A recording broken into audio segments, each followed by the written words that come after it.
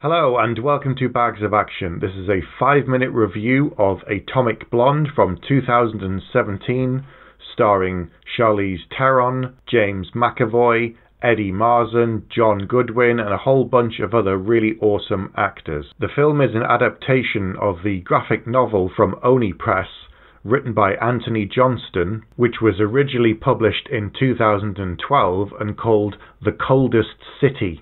The film is directed by David Litch, who'd previously worked with Chad Stahelski on John Wick, and as well as being an actor, David is also a stunt coordinator and stunt performer, and you can definitely see his fingerprints all over this movie. So, what is it about?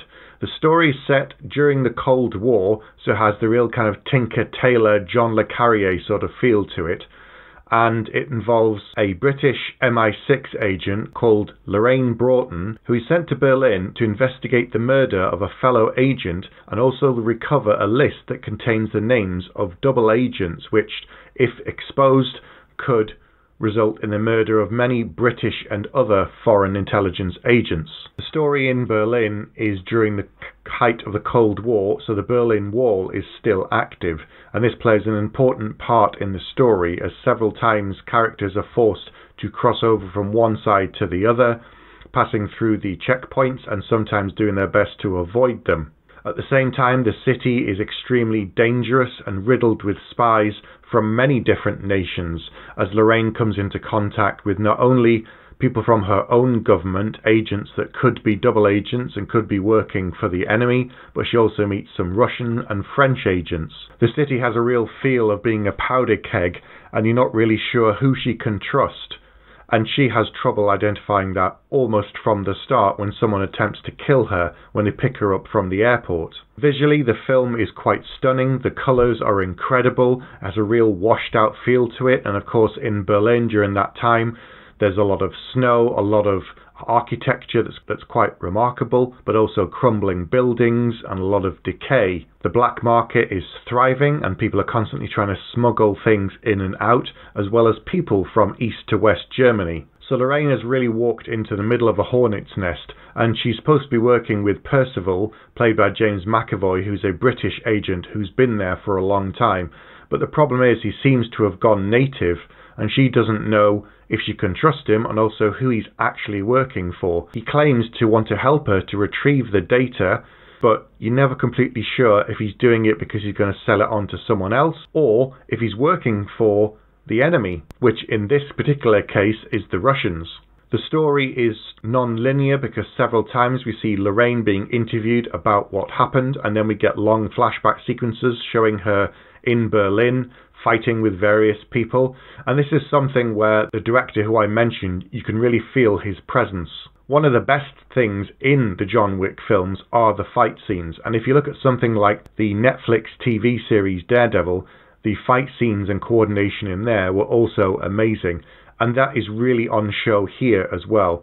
There's one scene, this is only a very minor spoiler, where Lorraine has a fight with a number of men in a stairwell, and it is fantastic. It goes on for probably only about 5 minutes, but it has this real close-up feel to it that's quite brutal and nasty. It's not like a kung fu film where they punch someone 20 times and then they keep fighting.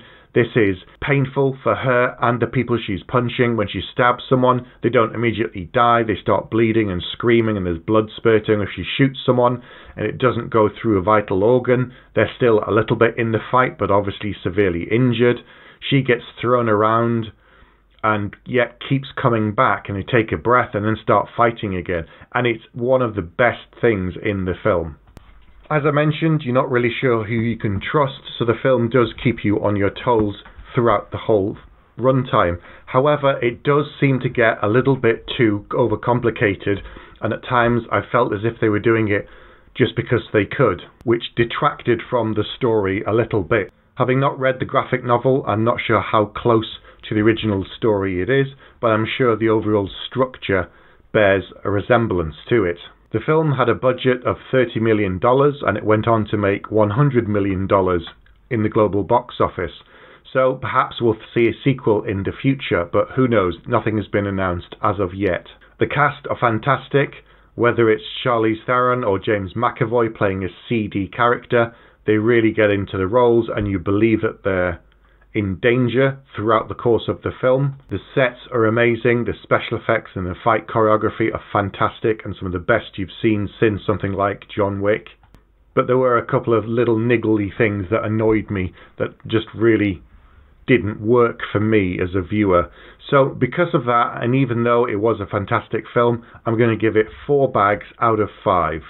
So, have you seen Atomic Blonde? If so, get in touch with us and let us know. You can come onto the Facebook group, you can email us, you can contact us on Twitter. All the information is down below. And of course, please don't forget to like and subscribe to this channel.